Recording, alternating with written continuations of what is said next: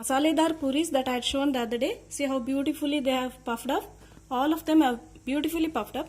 Let me open them and show you. Now what I have done with this puris, I have taken 3 tablespoons of coconut. Thanks for that tip, Vidya. She is one of my besties' cousin. Thank you so much. And the puris came out really well. And I went ahead and added some curry leaves also into the masala puri, masaledar puri. So guys, please go ahead and try this recipe and check out the consistency of the bhaji. See, upon standing it has thickened further. So this was the right consistency I was looking at. Hello friends, a warm welcome to Family Recipe Ghar session. Today I'm going to do potato bhaji. Yes, with a little twist. We all love spice and variety in our life, don't we? Similarly, let's pamper our taste buds with this little twist in the bhaji. So let's quickly check out what are the ingredients we need for them. I always use coconut oil for tadka. You can use any oil you like. 1 teaspoon of jeera, of course. And then some curry leaves, green chilies. I've actually slit them like this and they are intact. I'm going to use it like this because I'll be using capsicum and we always mistake capsicum for green chilies in the bhaji. So to avoid that, I've slit them. You can use them however you like. A small wedge of lemon to infuse the tangy flavor. I've taken 1 medium tomatoes roughly chopped, some coriander leaves for garnish. I've taken 1 medium capsicum roughly chopped, and then we'll need powders like haldi, half teaspoon, red chili powder, that is Kashmiri lal. It is not spicy variety, just for the color. And I've taken little sambar powder. You can either use garam masala or any powders that you use in your daily kitchen. And then potatoes. I've taken 4 medium potatoes. Now I have 3 potatoes chopped here and the 4th one I have kept here. I'll show you why later. And some water to adjust the consistency of the bhaji. So let's get making. Now my pan is already on the gas. It's hot, you can see. I'll just pour 1 tablespoon of oil and then some jeera. Now you can add mustard if you wish,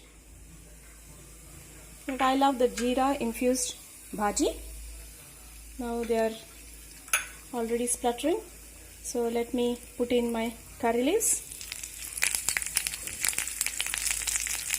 and the green chilies. Mix them well. Now in goes my tomatoes.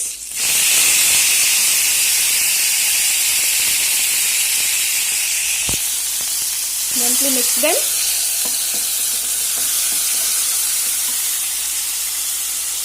Add a wee bit of salt just to get the the tomatoes done, and give them a good stir.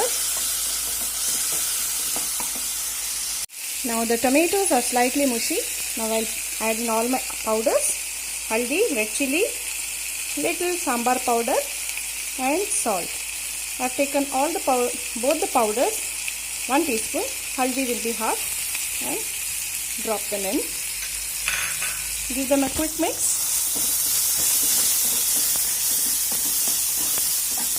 Add very little water so that the powders don't get charred, the masala.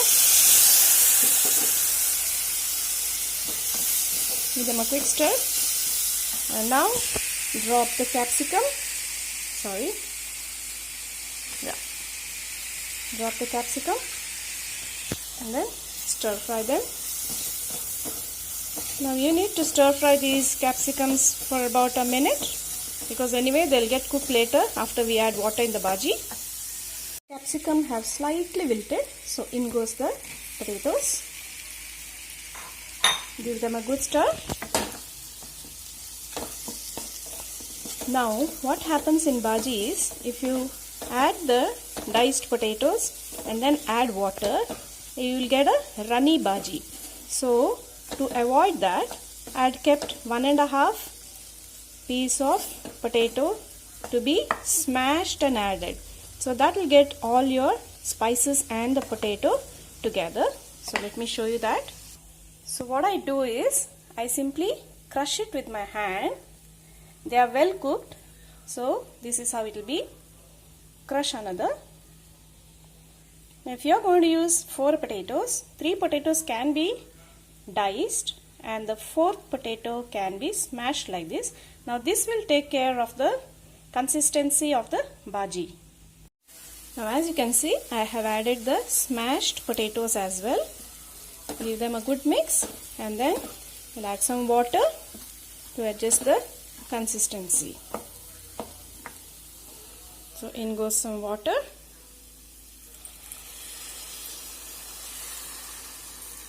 And here we are having a patal bhaji today.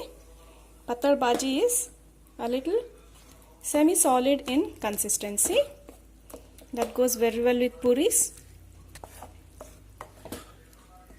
I'm going to add some more water because the smashed potatoes will get a little thick consistency. It will impart consistency. And now we'll close the lid before adding some coriander leaves, as always, twice. Once to impart the flavor and the second time to garnish it. So give them a quick stir and then cover it. Now I forgot to mention jeera powder. You can add half teaspoon jeera powder in the masalas into the tadka.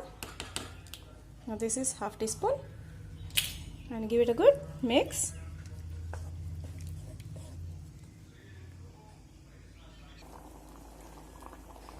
Now we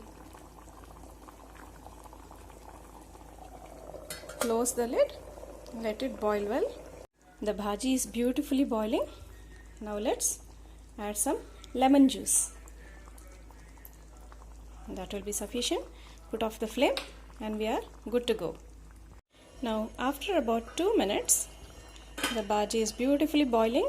Let me show you the consistency now. Mixing it well. See, that is how it should be and not runny. So now our bhaji is done. Let's add some more coriander leaves and we are good to go. Serve it with some puris. Now this same bhaji can be made with onions. Like after adding jeera in the tadka, you can go with the onions finely chopped and then continue as it is. Now if you still want a little bit of more variety, you can just chop one garlic very fine or simply crush them very fine and add it to the bhaji. Don't overdo with the garlic, just one clove will be sufficient. That will infuse a little garlicky flavor to the bhaji and it will be lovely. So it all depends upon our family needs and taste buds. So go ahead and try this recipe, and if you love it, please share and like it